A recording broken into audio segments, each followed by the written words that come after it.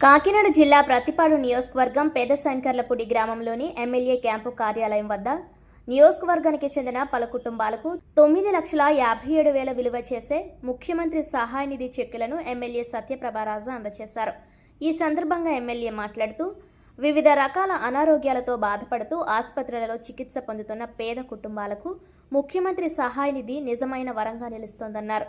CMRF చెక్కులు అందుకున్న కుటుంబ సభ్యులు ముఖ్యమంత్రి చంద్రబాబు నాయుడు, ఎమ్మెల్యే సత్యప్రభారాజాకు హృదయపూర్వక కృతజ్ఞతలు తెలిపారు. ఈ కార్యక్రమంలో నియోజకవర్గ కూటమి నాయకులు, కార్యకర్తలు, గ్రామస్తులు పాల్గొన్నారు.